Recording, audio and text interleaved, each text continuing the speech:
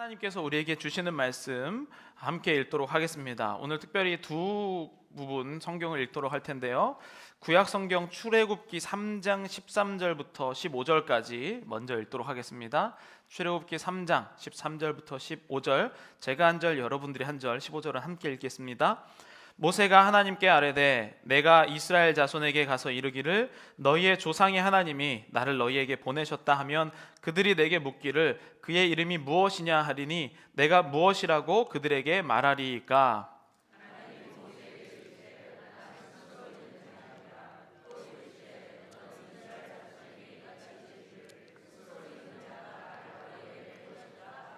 읽겠습니다. 하나님이 또 모세에게 이르시되 너는 이스라엘 자손에게 이같이 이르기를 너의 조상의 하나님 여호와 곧 아브라함의 하나님 이삭의 하나님 야곱의 하나님께서 나를 너희에게 보내셨다 하라. 이는 나의 영원한 이름이요 대대로 기억할 나의 칭호니라. 아멘. 한 군데 더 보겠습니다. 창세기 3장 8절에서 13절, 제가 한 절, 여러분들 한 절 교독하겠습니다.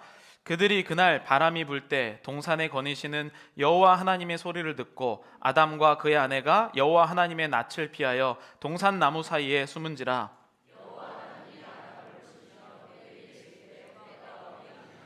이르되 내가 동산에서 하나님의 소리를 듣고 내가 벗었으므로 두려워하여 숨었나이다.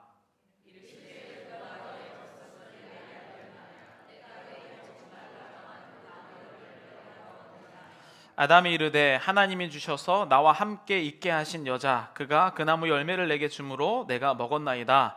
여호와 하나님이 여자에게 이르시되 깨므로 내가 먹었나이다. 아멘. 네, 오늘 하나님의 이름 두 번째 여호와 하나님인데요. 지난주에 어떤 하나님인지 혹시 기억나시나요? 네, 엘로힘 하나님인데 특징이 혹시 뭐였는지 또 기억나시나요?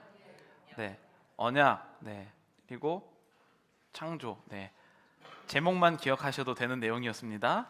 네, 제목이라도 기억할 수 있도록 오늘도요 제목만 기억하면 될 수 있도록 했습니다. 따뜻한 사랑, 관계 하나님 여호와. 네. 하나님에 대해서 우리가 여러 가지 생각이 있지만 하나님께서 굳이 하나님을 본인을 나타내실 때에 이름이 있다는 겁니다. 그래서 제가 오늘 이 여호와 하나님에 대해서 함께 말씀을 나누고자 합니다. 여러분 그 초성 퀴즈라고 혹시 들어보셨나요? 초성 퀴즈? 그 한글로 이렇게 자음만 나와서 힌트를 주고 맞추는 게임입니다. 한번 보겠는데 첫 번째 이 직업을 맞추는 게임입니다. 첫 번째 그림을 보여주시면요, 이 직업을 맞추는 것인데 힌트는 학교, 네, 선생님. 네. 자, 두 번째 직업을 맞추는 건데요. 이거는 와, 힌트가 병원이었는데, 야, 그럼 잠깐 세 번째 넘겨. 이거 맞추실 수 있나 보시죠. 자, 힌트 안 주셨는데도 맞추셔갖고 이거는 텔레비전, 네, TV, 네, 연예인, 네, 연예인. 그렇죠. 자, 마지막은 이거는 이제 본인의 마음 상태를 볼 수 있는 말이에요. 자, 남편의 다른 말, 네. 네, 여기 보고 웃으시는 분들 있죠? 이거는 마음에 지금 악한 마음이 들어있는 거예요. 거기에 지금. 저기 서방님인데 다른 걸로 지금 막 읽혀지는 분들이 있거든요. 예, 순수하신 분들은 무슨 소린지 몰라요. 하지만 마음이 아주 악하게 타락하신 분들은 이게 잘못됐다라는 걸 아실 거예요. 평소에 생각했던 마음들. 여러분 만약에 이 초성 게임처럼 이렇게 자음만 글씨가 있다면 100년이 지나고 만약에 전자기기나 이런 기록물도 없이 100년이 딱 지나고 저렇게 이응만 남아 있다면 사람들은 이것을 어떻게 읽을까요? 100년 지나면 아마 혹시 여러분 그 예전에 100년 전에 한국의 문서를 보셨는지 모르겠지만 뭐 한문이랑 한글이랑 섞여진 것도 있고 한문도 엄청 많은데 사실 저는 못 읽을 것 같습니다. 그런데 지금 고대 히브리어를 보면 모세오경이 처음 쓰여졌을 때 고대 히브리어를 보면요 자음만 쓰여져 있었다는 거예요. 그러니까 이응 이것처럼 자음만 쓰여져 있으니까 읽을 수가 없는 문자가 된 겁니다. 그래서 우리가 알고 있는 이 하나님의 이름에 대해서 하나님이 이 이름을 말씀해 주셨는데 그 이름을 이렇게 표현하고 있어요. 그림 보여주시죠. 이게 이제 히브리어죠. 근데 히브리어인데 네 글자예요. 근데 우리 한글이나 영어랑 반대로 거꾸로 붙어 있습니다. 그래서 이 네 글자를 하나님이 이름으로 주신 거예요. 그래서 그 네 글자를 요드, 그러니까 우리나라처럼 뭐 ABCD 이것처럼 요드 해 바브 해라고 읽는 거예요. 요드 해 바브 해. 근데 여러분 요드 해 바브 해라고 읽는 게 이름은 아니잖아요. 알파벳을 읽는 것이지. 근데 하나님께서 이 이름을 주시고 요드해 바브해라는 이런 것을 주셨는데 하나님이 이 말씀을 자신의 이름을 주시면서 굉장히 중요한 말씀도 함께 하시죠. 출애굽기 20장 7절 우리 함께 읽어보도록 하겠습니다. 너는 내 하나님 그의 이름을 망령되게 부르는 자를 죄 없다 하지 아니하리라. 아멘. 그러니까 하나님께서 처음에 하나님의 이름을 알려주시고 저 글자 네 글자를 남겨주신 요드해 바브해 이 네 글자를 원어를 남겨주셨어요. 그런데 이들이 십계명 모세가 이후에 십계명을 받고 여호와의 이름을 망령되이 일컫지 말라라고 하면서 이 이름을 부르지를 못한 거예요. 거룩한 이름을. 그래서 이 거룩한 이름을 못 부르고 글씨로만 써놓은 겁니다. 요드해 바브해. 그래서 이 부분이 남아있고, 그래서 이것을 뭐라고 하냐면 한문으로는 신명사문자, 신명사문자라고 하고, 고대 그리스어로는 요 네 글자를 뭐라고 하냐면 테트라그람마톤, 그리고 한국말로는 거룩한 네 글자. 그러니까 이름을 부를 수가 없어서 그냥 거룩한 네 글자라고 하고, 여러분 잘 아시는 것처럼 YHWH, 이게 영어로 표현하게 되면 거룩한 네 글자를 YHWH 이렇게 표현을 했다는 거죠.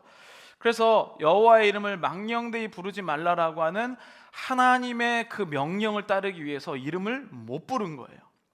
그러면은 이들이 이제 성경을 읽을 때 하나님이라고 나온 글자가 있을 거 아니에요. 그럼 그거를 어떻게 읽었냐는 거예요.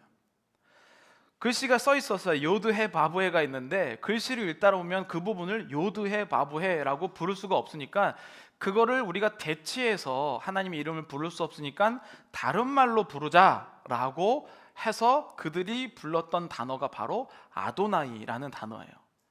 아도나이라는 단어는 나의 주님이라는 뜻이죠. 그래서 이 요드의 바브에라고 하는 것을 써있기는 요드의 바브에라고 써있지만 읽을 때는 아도나이라고 부르게 된 겁니다. 나의 주님.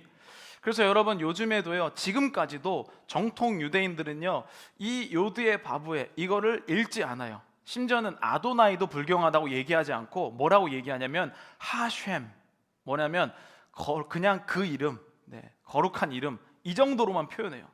그렇게 하나님의 이름을 거룩하게 여기는 마음을 가진 것에서 하나님의 이름을 오히려 부르는 법을 잃어버리게 돼요. 그래서 지금 이 유대인들 중에 어떤 사람들이 있냐면 이렇게 생각해요. 만약에 메시아가 온다면, 우리는 예수님을 메시아라고 믿지만 유대인들은 아직도 메시아가 안 왔다고 믿잖아요. 그래서 만약에 메시아가 온다면 저 요드해 바브에를 정확하게 발음할 수 있는 사람이 메시아가 아니겠냐, 하나님의 이름을 제대로 발음할 수 있는 사람이 메시아가 아니겠냐, 이 정도로까지 이 하나님의 이름 부르는 법을 잃어버리게 됩니다. 그런데 우리는요, 지금 오늘 성경에 보면 하나님이라고 쓰기도 하고 또 여호와라고 쓰기도 한단 말이에요. 근데 이런 모든 부분들이 도대체 어떻게 된 건가? 지금 한국의 이 성경 번역은요, 세계적으로 그래도 조금 잘 번역된 이 성경이다라고 인정을 받고 있어요. 근데 지금과는 조금 다른 형태였던 이제 1880년대로 돌아가 보면 한국어 성경을 만들게 된 계기가 이 중국 쪽에 있는 선교사님들이 한국 사람들이 자꾸 중국에 뭐 이렇게 무역으로 오면서 이런 사람들도 있으니까 여기에 복음을 전해야겠다라는 생각을 가지고 중국에 있는 성경을 바탕으로 한국에 있는 성경을 중국어를 한국어로 번역을 합니다. 그러니까 우리는 중국어 성경을 처음에는 중국어 성경을 받아들인 것이죠. 그래서 한글로 번역됐어요. 근데 그 나중에 이제 영어 성경이라든지 해서 지금의 형태가 오게 됐어요. 근데 이제 그때 여호와라는 이름도 함께 들어오게 됐는데 그 중국어 성경은 또 자기들이 쓴 게 아니잖아요. 그럼 중국어 성경은 어떤 본문을 봤을까요? 네, 영어 그 당시에 이 킹 제임스 버전이라고 하는 영어 성경을 중국어로 번역한 거예요. 근데 오늘날에도 킹 제임스 버전 주의자들이 있어요. 그러니까 킹 제임스 버전 이외에는 성경이 아니다 이렇게 생각하는 사람들도 있는데, 어쨌든 우리가 중국어에서 킹 제임스 버전을 본 그 성경을 본 거예요. 킹 제임스 버전은 1600년도에 우리가 잘 아는 것처럼 이제 그 인쇄술이 발달할 때 구텐베르크가 첫 번째 책으로 뽑아낸 것이 바로 이 성경인데, 그때 이제 킹 제임스 버전을 찍어냈는데 원래 번역은 1530년대에 번역이 돼요. 근데 성경을 영어로 번역했다는 이유로 이 성경을 번역했던 사람이 10달 뒤에 화형을 당합니다. 이 성경을 영어로 번역했다는 이유로. 원래 라틴어로 돼 있었는데, 그래서 그 라틴어로 이 킹 제임스 버전은 라틴어 성경을 또 영어 성경으로 바꾼 것이고, 라틴어는 더 뒤로 가면 기원전 3세기에 보면 우리가 알고 있는 이 70인역이라고 하는 셉투아젠트라고 부르는 70인년 성경이 그리스 성경을 다시 라틴어로 온 거예요. 그리스인 성경을 더 전으로 넘어가면 우리가 아는 것처럼 히브리어 된 성경이죠. 그러니까 처음에는 히브리어를 써 있다가 이 그리스 그리고 로마 시대로 넘어가면서 그리스 성경으로 번역된 게 70인역이고, 그리스 성경을 다시 3세기로 넘어가면, 기원 후 3세기로 넘어가면 라틴어 시대였기 때문에 라틴어로 번역하고, 라틴어가 영어로 되고, 영어가 중국어가 되고, 중국어가 한국어로 오게 됐다. 이렇게 긴 스토리가 있는 거야. 그런데 이 긴 스토리 중에 사람들이 질문하게 된 내용이 무엇이냐면, 바로 이 하나님 여호와라고 해석된 게 도대체 뭐냐라는 것에 대한 질문이었어요. 그래서 보면요, 지금 이 처음에 이제 킹 제임스 버전에서 했지만 나중에 지금 아메리칸 스탠다드 버전이 있어요. 거기에도 보면 이 여호와라는 것이 있고, 지금 NIV라고 부르는 현대의 영어 성경에는 여호와라는 말이 안 나옵니다. 왜냐하면 원래 여호와라는 말이 성경에는 없는 거라고 그들은 이 성서 비평을 통해서 이야기했기 때문인데요. 사실 저는 그 부분에 대해서 반대를 합니다. 여호와라는 말을 히브리어 원문에는 있는 내용이에요. 그래서 제가 이제 원문이랑 한글 성경을 비교해 봤을 때 한글 성경에 이 여호와라고 번역된 단어들이 히브리어 원문 성경과 많이 일치하는 부분들이 있어요. 오히려 영어 성경이 일치하지 않는 부분이 더 많이 있습니다. 왜냐하면 이 영어 성경은 이 자꾸 성서 비평이라고 하는데, 본 뜻이 아니라고 생각하면 성서의 단어를 바꾸거나 뜻을 빼요. 근데 이제 한글 성경에 보면, 지금 우리가 보고 있는 개역 개정에 보면 지금 여호와라는 단어를 원문과 거의 비슷하게 실어놨다는 거죠. 근데 도대체 여호와가 뭐길래 이렇게 막 신학자들이 뭐 뺐다 안 뺐다 이렇게 하는가? 그것이 바로 이제 그림을 하나 보이죠. 영어로 된 거, 이제 원문이요. 자, 여기에 보면 여러분들이 보시기에 왼쪽에 있는 게 아까 불렀던 신명사 문자예요. 요드해 바브해. 근데 저거를 YHWH, 그래서 요거를 야훼, 그냥 모음 아만 넣어서 야훼라고 불렀죠. 그래서 옛날 어떤 성경에 보면 야훼라고 나와 있어요.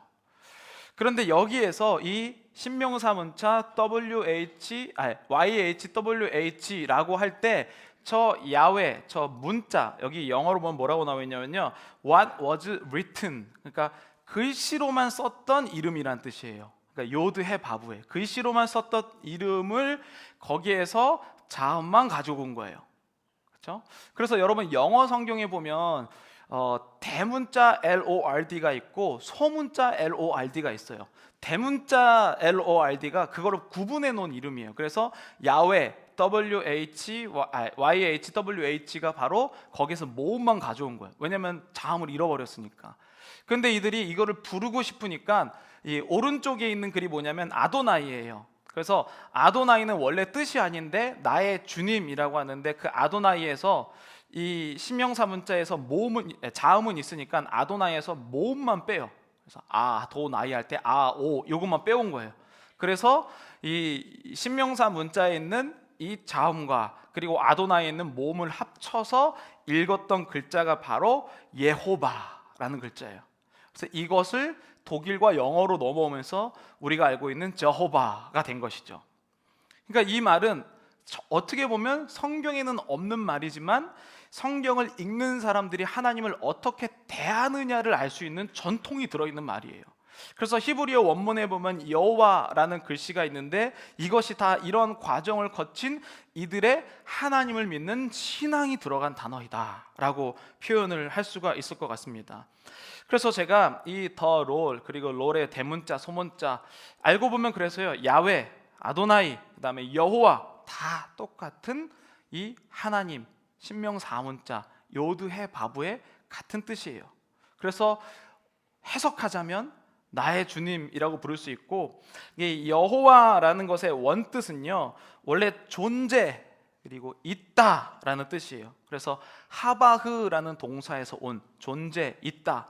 그래서 오늘 본문인 이 출애굽기 3장에 보면 하나님이 제가 누구가 보내서 왔다고 합니까? 라고 물어볼 때 모세에게 하나님이 나는 스스로 있는 자다 라고 했을 때 그게 바로 존재하다, 있다 라는 뜻을 담고 있어요. 그래서 바로 이어서 14절에 그렇게 얘기하고 15절에는 나는 스스로 있다 라는 것을 여호와라 불러라 이렇게 표현을 했다라고 나오고 있는 것이죠. 근데 사실 저는요 이 말씀을 좀 연구하고 하면서 어떤 생각이 들었냐면 참 죄송한 마음이 들었어요. 어떤 죄송한 마음이냐면 지금 하나님의 이름이 너무나도 귀해서 심지어는 이름을 거룩하게 여기기 위해서 부르는 것을 까먹을 정도로 하나님의 이름을 중요하게 생각했었던 사람들이 있었다는 거예요. 하나님의 이름을 번역하다가 죽임을 당한 사람이 있었다는 거예요. 그 하나님의 이름이 도대체 뭐길래 우리는 이렇게 편하게 뭐 여호와로 불렀다가 하나님이라고 불렀다가 야훼라고 불렀다가 그냥 생각나는 대로 막 불렀다가 아버지라고 불렀다가 이렇게 얘기하지만 이 하나님을 대하는 태도 가운데 수많은 믿음의 선조들은 하나님의 이름 하나 때문에 목숨을 건 자들이 있었다는 거예요. 제가 이 말씀을 읽으면서 너무 부끄러웠어요. 내가 하나님이 나한테 관심 가져주는 건 참 원하면서 하나님에 대해서 이렇게 관심이 없었구나. 하나님의 이름은 어떤 사람들은 이 이름을 부르기를 두려워하여서 다르게 부르거나 이런 마음을 가졌는데 지금 나는 하나님의 이름을 정말 아무렇게나 부르고 있는 나를 발견하게 된 거였습니다. 그래서 저는 이제 우리가 계속 하나님의 이름에 대해서 나누고 있는데요, 이 기간 동안에 우리 성도님들 가운데 이 하나님에 대해서 많은 관심이 있기를 바랍니다. 어렵게 느껴질 수 있어요. 뭐 갑자기 뭐 헬라 히브리어 원문이 나오고 이러니까 어려울 수 있는데요, 여러분 어렵기 때문에 반드시 공부를 해야 됩니다. 여러분 어떤 장사를 하려고 하더라도 그냥 어떤 사업체 이 식당을 사도요 그냥 테이크오버 받아서 할 수가 없어요. 여러분 커피숍을 내가 의도 받아도 최소한 이 빈이 어떤 빈인지, 콩이 어떤 콩인지, 이 작동은 어떻게 하는지, 몇 초 내리는지, 양이 얼마인지 이 정도는 공부하잖아요. 근데 하나님을 배울 때 왜 우리는 대충 다 돼 있다라고 생각하는지, 저는 여러분들이 하나님께 관심을 갖는 이 하나님의 이름 시리즈 가운데 이해가 안 되시면 집에 돌아가셔서 다 녹화돼 있습니다. 다시 적으면서 읽으시고 또 공부하시고 필기하시고 외우셔서 이 하나님이 진정으로 여러분들의 하나님이 되시기를 간절히 축복합니다. 그래서 이 존재, 있다라고 하는 하바흐로부터 나온 이 여호와라는 분을 오늘 본문 출애굽기 3장 13절 15절에서 이렇게 표현하죠. 14절에 하나님이 모세에게 이르시되 나는 스스로 있는 자이니라, 또 이르시되 너는 이스라엘 자손에게 이같이 이르기를 스스로 있는 자가 나를 너희에게 보내셨다 하라, 이렇게 표현을 해요. 그리고 나서 하나님께서 똑같은 본인을 부르라고 하는 말을 15절에 이렇게 얘기하죠. 하나님이 또 모세에게 이르시되 너는 이스라엘 자손에게 이같이 이르기를 너의 조상의 하나님 여호와 곧 아브라함의 하나님, 이삭의 하나님, 야곱의 하나님께서 나를 너희에게 보내셨다 하라, 이렇게 표현하거든요. 근데 이제 15절을 보면 이상한 부분이 있죠. 하나님께서는 분명히 나를 여호와라 라고 표현하시고 그 뒤에 뭐라고 하냐면 아브라함의 하나님, 이삭의 하나님, 그리고 야곱의 하나님이라고 표현해요. 같은 하나님의 같은 문장 안에서 여호와로 부르라고 얘기한 다음에 이삭의 하나님이라고 이름을 바꿔서 표현한단 말이죠. 도대체 이게 무슨 뜻인가? 근데 여러분 더 이상한 부분이 있어요. 출애굽기 6장 3절입니다. 출애굽기 6장 3절 우리 함께 읽어보겠습니다. 내가 아브라함과 이삭과 나의 이름을 여호와로는 그들에게 알리지 아니하였고, 이게 이상한 부분이에요. 분명히 야곱의 하나님, 아브라함의 하나님, 이삭의 하나님 이렇게 얘기를 해놓고, 아니 지금 창세기에서도 여호와라는 게 나오는데 출애굽기는 더 뒤의 일인데 거기서 여호와라고 이름을 안 알리셨다는 거예요. 여기 성경 몇 독 하신 분도 계시고 또 교회 오래 다니신 분도 계신데 어떻게 해석해야 될까요? 정말 우리가 단순하고 쉽다, 아무것도 아니다라고 하는 하나님의 이름 하나를 모름으로써 인해서 이 본문이 해석이 안 돼요. 왜냐하면 하나님이 누군지 궁금하지 못하기 때문에. 여기에서 하나님이 여호와라고 했을 때 특징은 무엇이냐면, 그 전까지 모세 이전까지도 여호와라는 이름을 불렀다는 거예요. 근데 이스라엘이라는 민족에게 여호와라는 이름이 의미로 다가오지 않았어요. 무슨 말이냐면 엘로힘, 창조하시고 언약의 하나님, 이 하나님은요, 여러분 지금 만약에 이 온 우주 만물을 창조했는데 하나님을 믿는 사람만 지구에 걷고 있고 하나님 안 믿는 사람은 지구 밖에서 걷고 있습니까? 이 엘로힘의 하나님은요, 언약의 하나님, 이분은 누구나 알 수 있도록 너에게 알만한 것을 보이셨다라고 하는 로마서 말씀처럼 안 믿는 사람들도 엘로힘의 하나님을 알 수가 있다는 거예요. 지식적으로 하나님의, 여러분 노아의 방주 때도 이 노아가 사람들한테 하나님이 심판할 것이라고 얘기하거든요. 알 수가 있어요. 오늘날 수많은 사람들이 교회 와서 하나님을 안다고 생각하죠. 근데 이 여호와 하나님은 그 전까지 알고 누구에게 들었던 그 언약과 창조주의 하나님이 지금 모세와 이스라엘에게 뭘로 다가온 거냐면 의미 있는 분으로 다가온 거예요. 경험하게 됐다는 거예요. 남의 하나님, 책에 써 있는 하나님, 관련이 없던 그냥 창조주 하나님이 지금 나에게 영향력을 미치는 하나님이 됐을 때 여호와라고 불렀다는 거예요. 여호와. 여러분 여기에 지금 수많은 분들이 지금 예배 드리고 계시지만 엘로힘에서 멈추면요 그냥 언약만 얘기하는 거예요. 그러나 여호와라는 분은요, 그 언약이 지금 나에게 실제가 되고 있다는 뜻이에요. 여러분 수많은 사람들이 교회를 다니지만 하나님을 안다고 하지만 실제가 되지 않는 경우가 너무 많아요. 여러분 이런 마음으로 우리 오늘 본문 두 번째인 창세기 3장 8절부터 13절 말씀을 읽어보시면서요, 하나님의 이름이 어떻게 사용되었는지 한번 보시죠. 창세기 3장 8절, 그들이 그날 바람이 불 때 동산에 거니시는 여호와 하나님의 소리를 듣고 아담과 그의 아내가 여호와 하나님의 낯을 피하여 동산 나무 사이에 숨은지라. 9절, 여호와 하나님이 아담을 부르시며 그에게 이르시되 내가 어디 있느냐. 이 여호와 하나님 뭐냐면요, 아담을 사랑하시고 아담과 관계 맺고 싶고 아담에게 능력이 되고 아담과 함께 하고 싶은 하나님의 여호와 하나님이라고 표현하고 있어요. 그렇죠? 근데 지금 죄를 짓고 난 다음이에요. 짓고 난 다음에 10절에 이 여호와 하나님을 어떻게 합니까? 이르되 내가 동산에서 하나님의 소리를 듣고 내가 벗었으므로 두려워하여 숨었나이다. 그냥 창조주 언약의 하나님만 생각하는 거예요. 왜냐하면 본인이 죄를 지었기 때문에 하나님과는 관련이 없이 지식과 하나님에 대한 것을 아는 것으로 끝난 하나님의 형태를 표현하죠.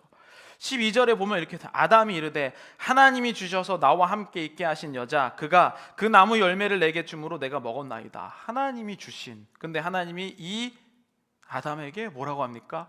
여호와 하나님이 여자에게 이르시되 네가 어찌하여 이렇게 하였느냐. 우리는 하나님을 머리로 공부만 하고 싶어 해요. 그런데 하나님은 우리와 실제적으로 능력과 관계를 맺고 싶어 한다는 거예요. 하나님은 그냥 저기 누구나 다 아는, 여러분 이단들도 하나님 알고요, 교회 안 다니는 사람들도 하나님을 알아요. 그러나 본인에게 능력이 되지 못하죠. 함께 동행하지 못하고 하나님이 본인이 힘들고 어려울 때 하나님께 부르짖을 수 없는 존재라는 거죠. 그게 바로 엘로힘과 여호와의 차이점이라는 거예요. 여러분 근데 하나님께서 이 아담과 하와가 쫓겨날 때도 어떻게 하시는지 창세기 3장 21절에 이렇게 표현하죠. 여호와 하나님이 아담과 그의 아내를 위하여 가죽옷을 지어 입히시니라. 원래 아담과 하와가 죄를 짓고 난 다음에 어떻게 했죠? 눈이 밝아져서 나뭇잎을 둘렀단 말이에요. 이 나뭇잎의 의미는 뭐냐면 금방 말라서 부서져서 계속 바꿔 입어야 하는 거예요.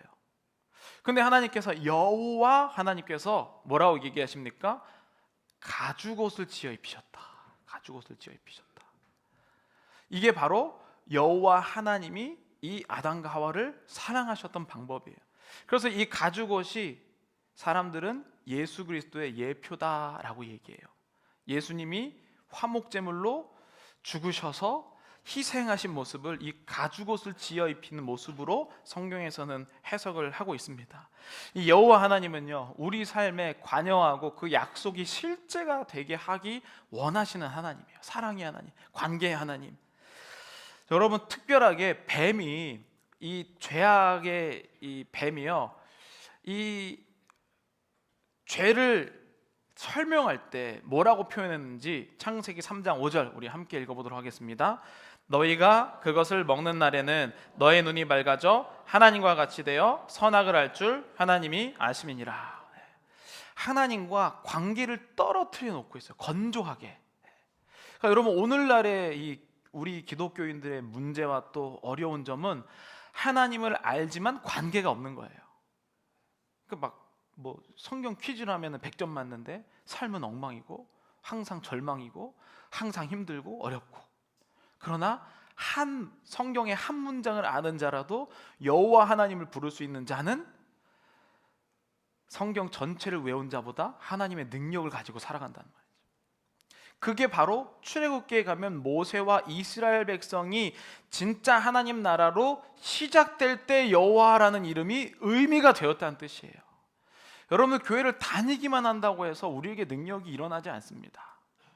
교회를 다니고 나서 여호와가 나의 하나님이 되셔야 되는 거예요. 나의 하나님. 창세기 이제 6장, 7장에 보면 노아의 홍수 얘기가 나오잖아요. 인류가 죄를 지어서 심판하시는 하나님이 나오신단 말이에요. 근데 하나님께서 이 노아에게 이제 인간을에게 벌 주는 거잖아요. 그래서 인간 말고 다른 동물들을 살리기 위해서 그 각기 종류의 동물들을 다 배로 모으시는 장면이 바로 6장이에요. 그래서 모든 동물들을 다 이 너의 배 안으로 모아놓아라 라고 이야기를 합니다. 그게 바로 창세기 6장 22절이에요. 노아가 그와 같이 하여 하나님이 자기에게 명하신 대로 다 준행하였더라 라고 표현해요. 그러니까 이 하나님은요, 모든 것을 창조하신 언약하신 하나님이에요. 그래서 그것들을 다 모아서 죽이지 않으려고, 인간만 심판하시려고 모든 생물들을 지금 방주로 모으고 계신 거예요. 창조주 하나님으로서 이야기하시죠. 근데 이상한 게 바로 이제 7장을 넘어가게 되면 창세기 7장에서 보면 이렇게 나오죠. 우리 창세기 7장 1절 함께 읽어보겠습니다. 여호와께서 노아에게 이르시되 너와 내 온 집은 방주로 들어가라. 이 세대에서 내가 내 앞에 의로움을 보았음이니라. 너는 모든 정결한 짐승은 암수 7씩, 부정한 것은 암수 2씩을 내게로 데려오며 라고 표현해요. 근데 이거를 마치는 5절에도 여호와 하나님의 말씀이니라 이렇게 표현하거든요. 그러면은 6장에서 말했던 모든 동물을 방주에 실어라 라고 했을 때는 하나님을 사용하고, 7장에 넘어가면 노아의 방주에를 들어올 때 모든 정결한 짐승과 부정한 짐승을 실으라고 해요. 이건 뭐가 다른 걸까요? 그러니까 창조주 하나님은 모든 이것을 위한 하나님을 이걸 살리기 위한 것이고, 이 7장에 나오는 부정한 것과 정결한 짐승을 실으라는 것은요, 나중에 이 동물이 사용되는 사용처가 다르기 때문이에요. 6장에 나오는 것은 모든 창조하신 모든 동물들을 살리기 위한 이 말이고, 7장에 나오는 거는요, 나중에 홍수가 끝나고 나서 정결한 짐승을 가지고 제사를 지내요. 하나님과 다시 화목제라는 걸 드려요. 화목제를 드릴 때 필요한 짐승을 이야기해 줄 때는 여호와라고 표현하는 거예요. 그러니까 관계가 없는 하나님일 때는 이렇게 표현하고, 관계가 있을 때는 여호와라는 것을 표현하는 것이죠. 제가 일부에도 설명을 드렸는데, 여러분 아까는 1부는 트럼프였어요. 2부는 바이든 대통령을 여러분 아시죠? 바이든 대통령. 네. 저도 바이든 대통령 알아요. 근데 바이든 대통령은 저를 알까요? 몰라요. 그렇죠? 여러분, 우리가 하나님을 딱 요렇게 알고 있는 거예요. 다 하나님을 알아요. 그런데 하나님과 관련이 없어요. 그게 여호와 하나님을 우리가 부르고 찾아야 되는 이유예요. 하나님은 나를 관계 맺기로, 힘들 때 부르짖어라. 여호와 하나님을 부르짖어라.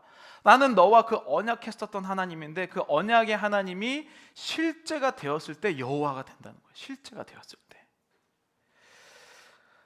창세기 9장에 보면요, 이제 이 노아의 후손들의 이야기가 나와요. 근데 셈, 함, 야벳이라는 세 아들이 있었죠. 근데 이 셈, 함, 야벳 중에서 셈은 하나님의 이 적정한 장자가 돼요. 그래서 여호와의 하나님을 모시는 일을 하게 되는 장자가 되죠. 그리고 야벳은요, 그냥 장자가 되지 못해요. 그런 창세기 9장 26절 27절에 보면 이렇게 나와 있죠. 또 이르되 셈의 하나님 여호와를 찬송하리로다. 가나안은 셈의 종이 되고 하나님이 야벳을 창대하게 하사 셈의 장막에 거하게 하시고 가나안은 그의 종이 되게 하시기를 원하노라 하였더라. 장자의 역할을 하게 될 셈에게는 여호와 하나님이요, 관계가 있으신. 그래서 이스라엘 백성이 출애굽할 때 첫 번째 걸음을 걸을 때 여호와라는 이름을 알려준 거예요. 남들의 하나님, 이삭의 하나님, 아브라함의 하나님, 남의 이야기가 아니라 너 모세와 너의 민족을 지금부터 실제로 이끄실 하나님이라는 거예요. 여러분, 그때부터 어떻게 됩니까? 모세가 이스라엘 백성들을 이끌 때요, 기적이 없는 날이 없었어요. 왜냐하면 이제는 하나님이 멀리 계신 하나님이 아니라 자기와 늘 동행하고 계시는 여호와 하나님이기 때문이죠. 저는 이 여호와 하나님이 여러분들 가운데 있기를 간절히 축복합니다. 근데 여러분, 이 여호와 하나님이 창세기에 여호와 하나님의 이름에 대해서 설명된 부분이 있어요. 이 부분을 알면 우리가 언제 여호와를 부를 수 있을지 알게 됩니다. 창세기 4장 26절, 네, 함께 보겠습니다. 셋도 아들을 낳고 그의 이름을 에노스라 하였으며 그때의 사람들이 비로소 여호와의 이름을 불렀더라. 그러니까 지금 출애굽기 3장에 여호와라고 하기 이전에 창세기에도 아름아름 몇몇은 여호와라는 이름을 불렀다는 거예요. 근데 언제 부르게 됐습니까? 에노스라 할 때 불렀대요. 이게 무슨 뜻이냐는 거죠. 그러니까 성경이 이런 부분에서 해석이 어려운데, 이 셋이라는 것은 아담과 하와가 있고 그 다음에 이 가인과 아벨이, 이 가인이 아벨을 죽이면서 장자가 사라졌고 하나님이 새 아들을 주셨을 때 셋이라고 얘기합니다. 그래서 아담과 하와의 이 장자는 셋이죠. 근데 그 셋이 아들을 낳은 것을 바로 에노스라고 하는데, 이 에노스라는 사람의 이름의 뜻이 뭐냐면 약하고 떨어진 상태라는 뜻이에요. 약하고 떨어진 상태, 타락한 상태. 그러니까 근데 그 에노스라 할 때에 여호와의 이름을 불렀었더라라는 게 뭡니까? 우리가 약하고 힘들 때 여호와의 이름을 부르게 된다는 거예요. 약하고 힘들 때야. 그때 하나님이 멀리 계신 분이 아니라 나와 함께 하신 하나님을 의지하고 붙잡게 된다는 거예요. 그래서 성경에서는요, 고난이 축복이라고 하는 게, 약할 때에 비로소 하나님이, 여러분 잘 나갈 때는요, 하나님이 그냥 창조만 하시고 기다리시면 돼요. 그렇죠? 하나님이 그냥 언약을 예전에 하셨지. 그런데 여러분, 내가 약할 때는요, 그 하나님이 지금 나와 함께 하셔야만 하는 거예요. 이게 바로 따뜻한 사랑, 관계의 하나님 여호와란 뜻이죠. 저는 오늘 여러분들의 삶 가운데 그냥 남의 얘기, 저 목사님이 하는 저 얘기가 아니라, 권사님, 장로님이 하는 얘기가 아니라, 실제로 오늘 여러분들이 이제 나의 삶에 관여하시고 나와 함께 동행하시는 그 여호와 하나님이 능력으로 다가오시기를 간절히 축복합니다. 우리 시간 함께 찬양하고 기도하겠습니다. 지난주와 같은 찬양을 준비했는데요, 아마 지난주와 또 다른 의미로 우리에게 다가올 것 같습니다. 또 가사를 읽어드리면, 감당하기에 버거운 하루, 삶에 힘겨워 여전히 힘겨워 내 주님께 온 맘 다해 주만 의지합니다. 무슨 뜻일까요? 에노스, 연약하고 힘든 상태, 그때야 여호와의 이름을 부르게 되었다는 거예요. 살아나기에 두려운 하루, 순종하기에 무거운 하루, 나의 힘 다해 정성을 다해 내 주님께 온 마음 다해 주만 바라봅니다. 네. 우리 시간 함께 찬양하면서 나와 함께 하시고 나와 관여하고 싶으신 여호와 하나님을 찬양하겠습니다. 살아내기에 힘겨운 하루, 감당하기에 버거운 하루, 감당하기에 버거운 하루, 삶에 힘겨워 삶에 힘겨워 여전히 힘겨워 내 주님께 온 맘 다해 주만 의지합니다. 나의 주만 의지합니다. 살아가기에 두려운 하루, 살아가기에 두려운 하루, 순종하기에 무거운 하루, 순종하기에 무거운 하루, 나의 힘 다해 정성을 다해 나의 정성을 다해 내 주님 주님께 온 맘 다해 주만 바라봅니다. 나의 주만 바라봅니다. 하루의 은혜가 하루의 은혜 내 삶에 임하여 문제가 기도가 되고 아픔이 자랑되어 하나님의 사랑 드러나게 하소서. 나를 구원하신 그 사랑 하루의 은혜가 이곳에 하루의 은혜가 이곳에 고난이 축복이 되고 고난이 축복이 되고 상처가 간증 영원하신 사랑 영원하신 사랑 신뢰하게 하소서. 하루를 살아가니 우리 다시 한번 고백하겠습니다. 하루의 은혜가 하루의 은혜가 내 삶에 임하여 문제가 기도가 되고 아픔이 자라 하나님의 사랑 하나님의 사랑 드러나게 하소서. 나를 구원하신 그 사랑 하루의 은혜가 이곳에 임하여 예 은혜가 이곳에 임하 고난이 축복이 되고 축복이 상처가 간증되어 간증돼 영원하신 사랑 사랑 신뢰하게 하소서.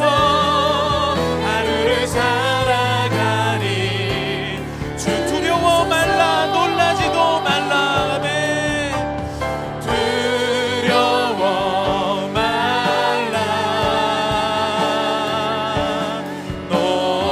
놀라지도 말라. 내가 어딜 가든지 내가 어딜 가든지 무슨 일 만나 내가 함께하리라 함께하리라. 두려워 말라 놀라지도 말라 아멘. 두려워 말라 놀라지도 말라. 내 너를 붙들리라 내 너를 붙들리라 너를 고르리라 주님 약속하셨네. 우리 이 시간 다 함께 주여 삼창 외치면서 통성으로 기도할 때 멀리 계신 하나님이 아니라 나와 관계 맺고 싶으시고 사랑하고 싶고 대화하고 싶고 나에게 약하고 힘들 때 주님께 붙잡고 붙잡으라라고 하나님의 이름을 부르라라고 말씀하신 여호와 하나님, 하나님 내가 하나님께 정말로 관계를 맺을 수 있도록 인도하여 주시옵소서. 우리 주여 세 번 외치시고 통성으로 기도하겠습니다. 주여